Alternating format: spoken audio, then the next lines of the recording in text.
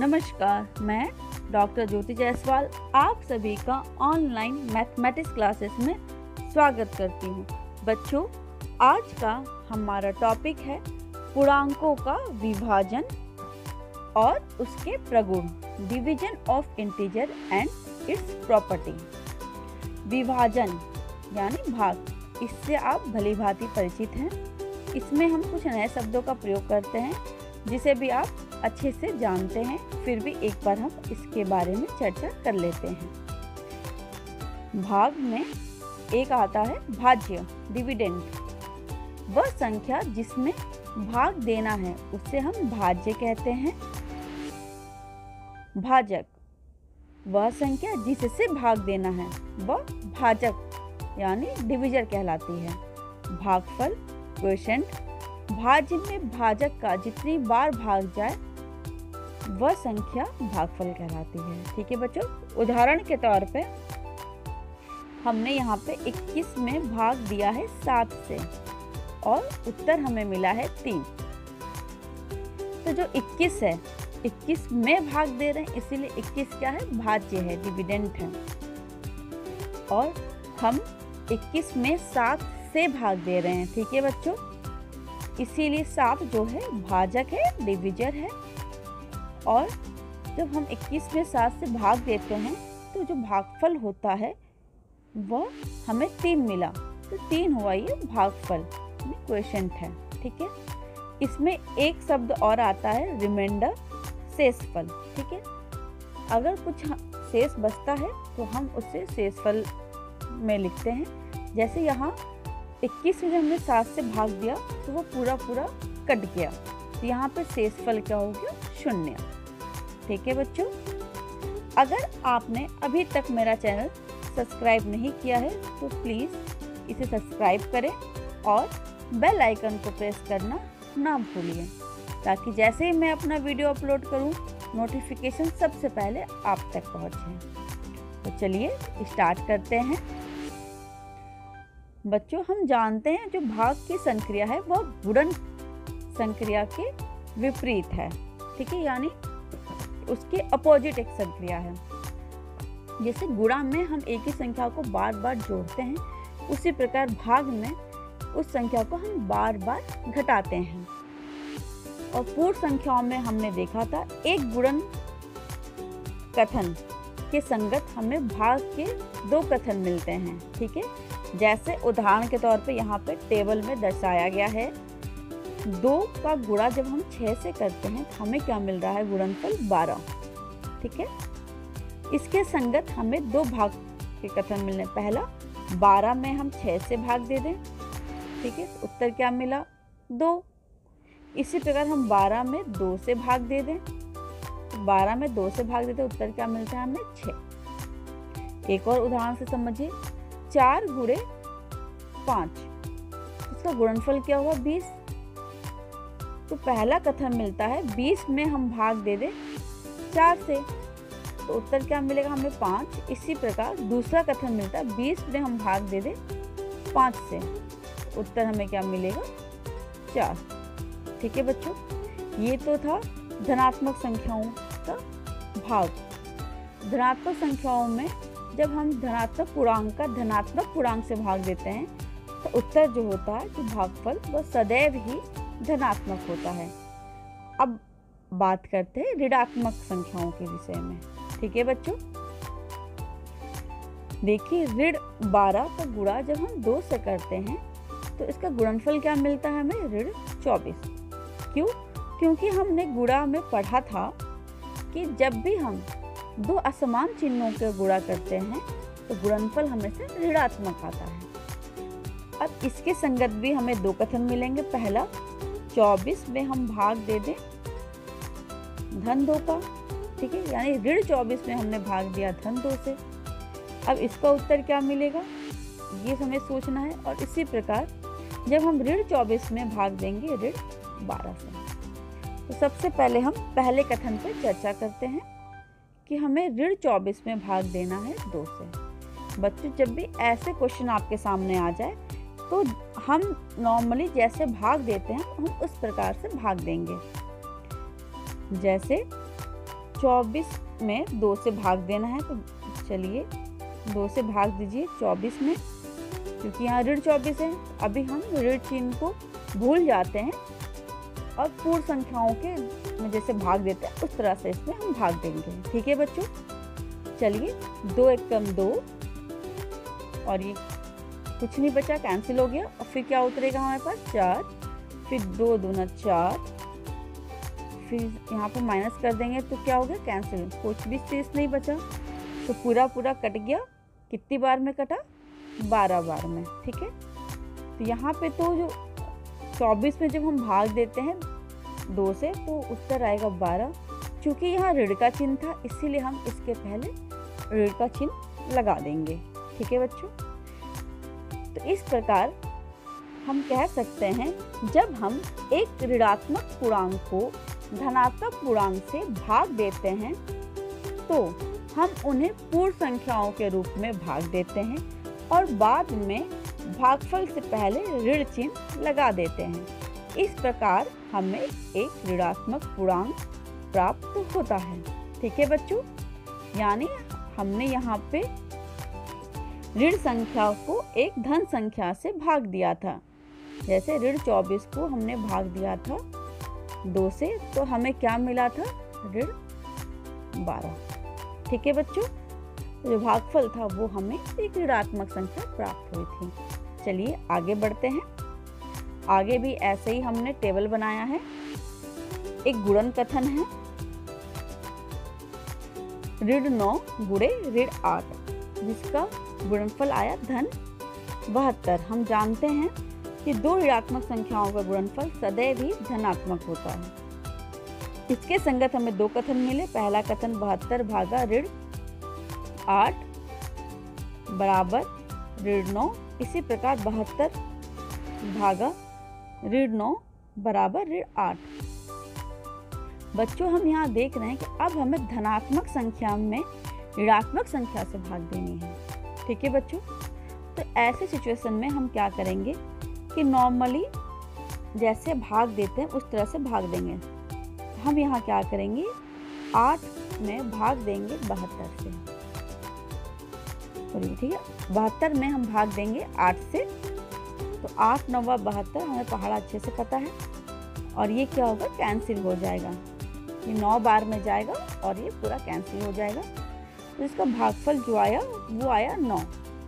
तो जब हम एक धनात्मक संख्या में ऋणात्मक संख्या से भाग देंगे तो हम उन्हें पूर्ण संख्याओं की भांति भाग देंगे और भागफल के पहले ऋण का चिन्ह यहाँ लगा देंगे। ठीक है, इसी प्रकार जब हम 72 में 9 से भाग देंगे तो हम जानते हैं 9 8 72, यानी 8 बार में पूरा कट जाएगा, तो यहाँ पे 8 आएगा और 8 से पहले हम ऋण का चिन्ह लगा देंगे। ठीक है बच्चों, इसी प्रकार दूसरा उदाहरण समझते हैं। ऋण 5 गुणे ऋण 10। 2 ऋणात्मक संख्याओं का गुणनफल सदैव ही धनात्मक होता है। इसके संगत हमें 2 कथन मिले, एक ये और एक ये। सबसे पहले कथन पर चर्चा करते हैं।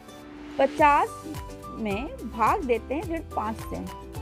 ठीक है बच्चों, इस प्रकार हम क्या करेंगे, जैसे कि हम 5 का भाग दे दें 50 में तो 10 बार में कट जाएगा। 10 बार यहाँ 10 लिख दिया और भागफल से ठीक पहले ऋण का चिन्ह लगा दिया, तो उत्तर आ गया ऋण 10।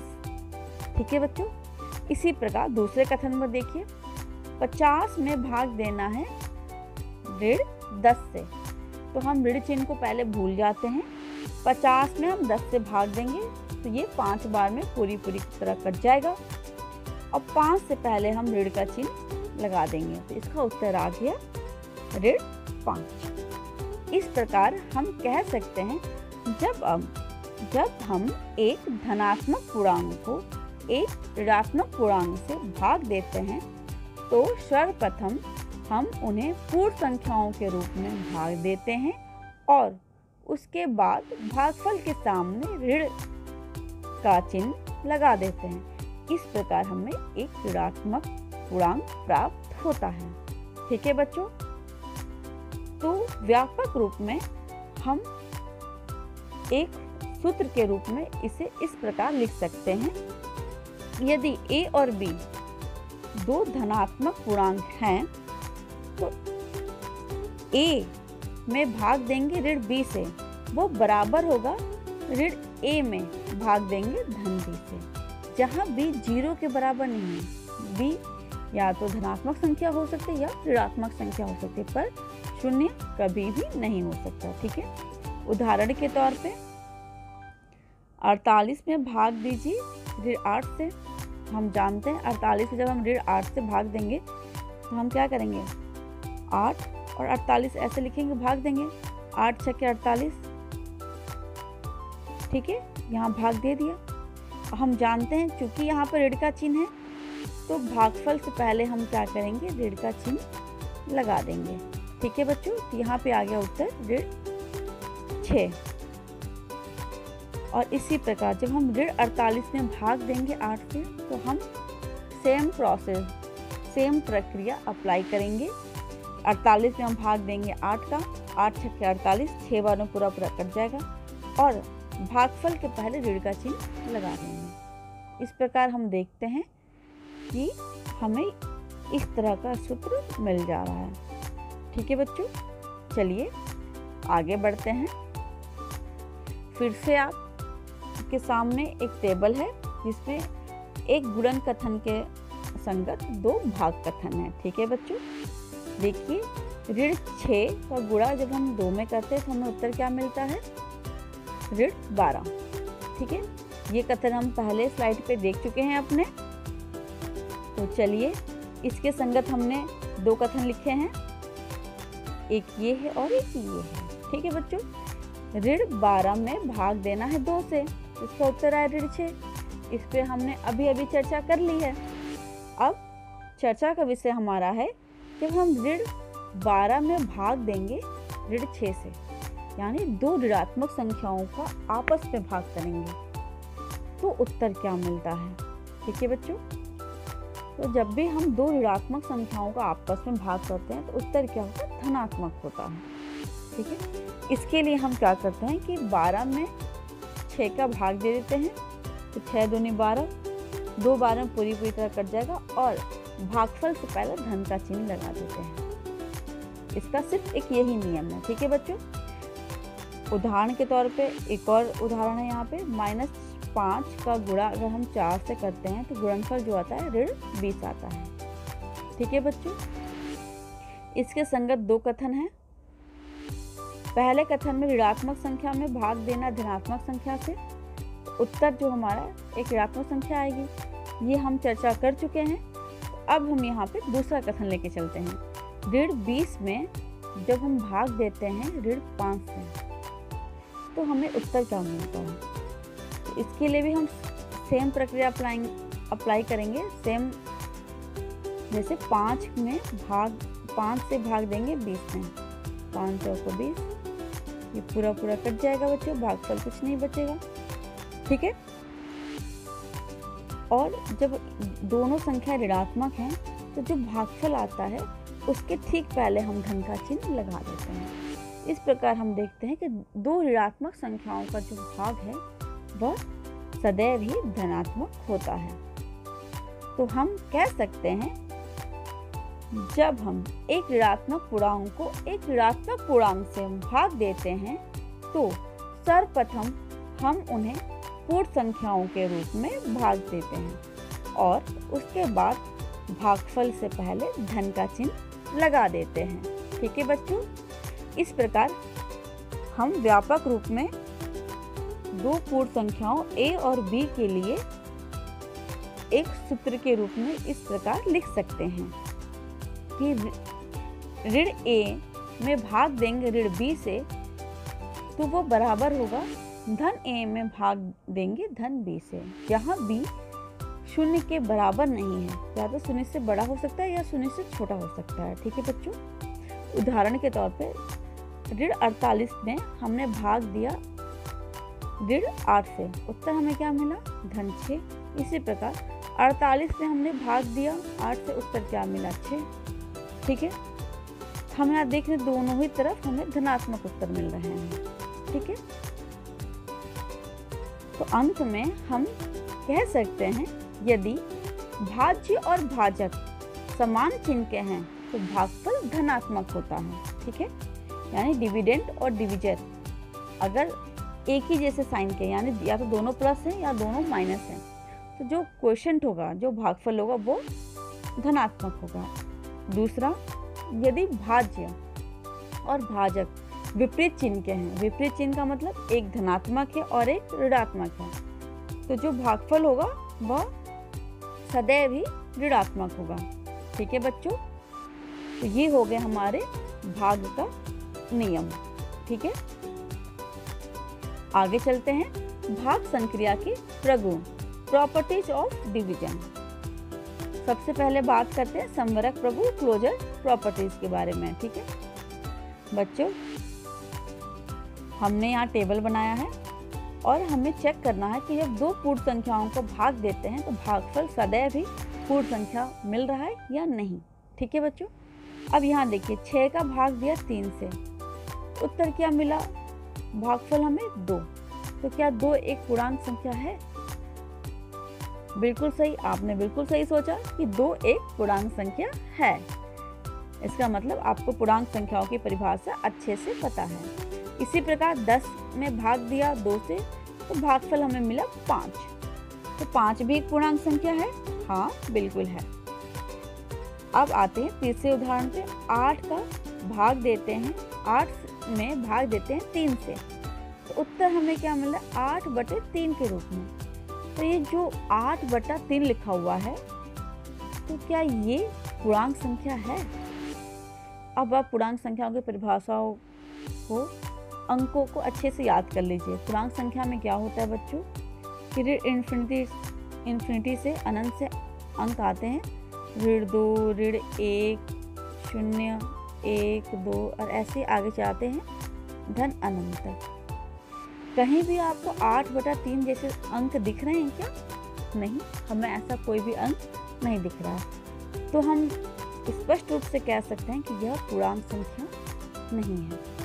इसी प्रकार -7 में जब हम भाग देते 11 से, तो हमें भागफल क्या मिलता है, -7/11। तो क्या यह पूर्णांक है? नहीं, ये भी एक पूर्णांक संख्या नहीं है। इस प्रकार हम देखते हैं कि जब हम दो पूर्णांक संख्याओं को आपस में विभाजित करते हैं तो हर बार हमें पूर्णांक संख्या प्राप्त नहीं होती है। अतः हम कह सकते हैं भाग संक्रिया पूर्णांकों के लिए संवरक नहीं है। ठीक है बच्चों, आगे चलते हैं। शून्येतर पूर्णांक की दशा में। शून्येतर का मतलब क्या होता है बच्चों? ऐसा नंबर जो शून्य के बराबर नहीं है, या शून्य से ज्यादा हो या शून्य से कम हो। ठीक है, तो शून्येतर संख्या लेना है मतलब हमें शून्य नहीं लेना है, बाकी हम कोई भी संख्या ले सकते हैं। उदाहरण के तौर पे हम यहाँ पर 3 संख्याएं ली हैं। धन 3 में भाग देते धन 3 से, उत्तर क्या मिला हमें? 1। इसी प्रकार -7 में भाग देते हैं -7 से। अभी हमने सीखा है कि दो ऋणात्मक संख्याओं में जब हम भाग देंगे उत्तर क्या आएगा? धनात्मक आएगा। तो उत्तर क्या आया? धन 1। इसी प्रकार -4 में जब हम भाग देते हैं -4 से, तो भी हमें उत्तर क्या मिलता है? धन 1। तो हमने यहाँ पर ये देखा कि इसी शून्येतर पूर्णांक में उसी पूर्णांक से भाग देने पर भागफल सदैव एक ही होता है। ठीक है बच्चों, चलिए आगे बढ़ते हैं। 1 से भाग देने पे ठीक है कि क्या होता है, चलिए उदाहरण देखते हैं। 3 में जब हमने भाग दिया 1 से तो 3 ही मिला। इसी प्रकार -7 में हम भाग देते हैं 1 से। अब यहाँ देखिए -7 क्या है? एक ऋणात्मक संख्या है और उसमें हम एक धनात्मक संख्या से भाग दे रहे हैं, तो 7 में 1 का भाग देंगे 7 मिलेगा। क्योंकि यहाँ ऋण है इसलिए आप ऋण चिन्ह लगा देंगे, तो हमें क्या मिला? एक -7, हमें वही संख्या मिल गई वापस। 0 में जब हम भाग देते हैं 1 से, तो फिर से हमें क्या मिल जाता है? 0। अतः किसी पूर्णांक में 1 से भाग देने पर भागफल सदैव वही पूर्णांक प्राप्त होता है। चलिए आगे बढ़ते हैं। 0 में किसी शून्येतर पूर्णांक से भाग देने पर, यानी 0 में हमें एक नॉन जीरो नंबर से भाग देना है। ठीक है, उदाहरण के तौर पे जहाँ टेबल में बना हुआ है, शून्य में हमने भाग दिया 1 से तो हमें क्या प्राप्त हुआ? 0। इसी प्रकार शून्य में हमने भाग दिया 7 से तो क्या प्राप्त हुआ? 0। शून्य में हम भाग दे रहे हैं ऋण 2 से तो भी हमें 0 ही प्राप्त हो रहा है। अतः हम कह सकते हैं शून्य में किसी शून्येतर नॉन जीरो पूर्णांक से भाग देने पर भागफल 0 ही आता है। ठीक है बच्चों, अब चलते हैं आखिरी प्रॉपर्टी की तरफ। किसी पूर्णांक में 0 से भाग देने पर क्या होता है? हम जानते हैं किसी भी पूर्णांक में 0 से भाग परिभाषित नहीं है। ठीक है बच्चों, अगर हम 1 में भाग देते हैं 0 से तो ये परिभाषित नहीं है, इसीलिए हम इसे अनंत के द्वारा प्रदर्शित कर देते हैं। ठीक है बच्चों, चलिए कुछ अभ्यास कर लेते हैं। प्रश्न 1, निम्नांकित का मान ज्ञात कीजिए। 96 में भाग देना है ऋण 4 से। ठीक है बच्चों, अब 4 96 में भाग देना है तो हम इस तरह से लिख देते हैं। 4 दूनी 8, ये 2 बार बन जाएगा 8, माइनस किया तो यहाँ पे 1 आ गया, फिर 6 आ जाएगा यहाँ पे 6, 4 चौको 16, 16 बार में चला जाएगा, 4 बार में जाएगा, इसको माइनस करेंगे तो शेषफल कुछ नहीं बचेगा। ठीक है बच्चों, अब यहाँ देखिए 4 में जब 4 से 96 में भाग दे रहे हैं तो हमें क्या मिल रहा है? 24 बार में भाग जा रहा है। क्योंकि एक संख्या ऋणात्मक है और एक धनात्मक है तो जो भागफल आएगा वो ऋणात्मक आएगा। इसका उत्तर हो गया ऋण 24। तो ये हम इससे पहले ऋण का चिन्ह लगा देंगे। इसी प्रकार ऋण 50 में भाग देना है धन 10 से। हम जानते हैं 10 25 50 यानी 5 बार में कट जाएगा ये, तो यहाँ पे 5 लिख देंगे और 5 से ठीक पहले ऋण का चिन्ह लगा देंगे। ठीक है बच्चों, तीसरा सवाल है 0 में भाग देना है ऋण 11 से। 0 में हम किसी भी संख्या से भाग दें तो हमें उत्तर क्या मिलता है? सदैव ही 0।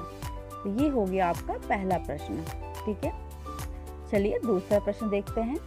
ऋण 4 और ऋण 7 का गुणनफल ज्ञात कीजिए। चलिए दो पूर्णांकों का गुणनफल ज्ञात कर लेते हैं। ऋण 4 गुणे ऋण 7। हम जानते हैं कि दो ऋणात्मक संख्याओं का गुणनफल सदैव ही धनात्मक होता है। धन का चिन्ह लगा दिया, 7 चौके 28। ठीक है, अब प्राप्त नई संख्या क्या प्राप्त हुई हमें? धन 28 में हमें ऋण 2 से भाग देना है। चलिए दूसरा स्टेप करते हैं। 28 में भाग देना है ऋण 2 से। ऋण 2 से जब हम भाग देंगे तो 28 में ये 14 टाइम्स में कट जाएगा पूरा। क्योंकि यहाँ पे ऋण का चिन्ह है, ठीक है, तो यहाँ ऋण का चिन्ह हम लगा देंगे। हम जानते हैं जब भी ये दोनों विपरीत चिन्ह के होंगे तो भागफल सदैव ही ऋणात्मक आएगा। ये हो गया दूसरा प्रश्न। अब आते हैं प्रश्न 3 पे। 88 में भाग देना है 0 से। ठीक है बच्चों, तो हम जानते हैं किसी भी संख्या में 0 से भाग परिभाषित नहीं है। तो 88 में जब हम भाग देंगे 0 से तो ये परिभाषित नहीं है, हम इसे अनंत के रूप में इसको लिख सकते हैं, या हम इसे कह देंगे कि 88 भागा 0 अपरिभाषित है।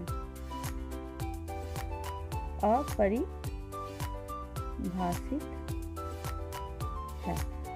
ठीक है बच्चों, तो आशा करती हूँ कि अभी तक मैंने आपको जो भी समझाया वो आपको अच्छे से समझ में आ गया होगा बच्चों। ठीक है, अगर आपको अच्छे समझ में आ गया है तो प्लीज़ मुझे कमेंट करके ज़रूर बताएं। आज के लिए इतना ही, धन्यवाद।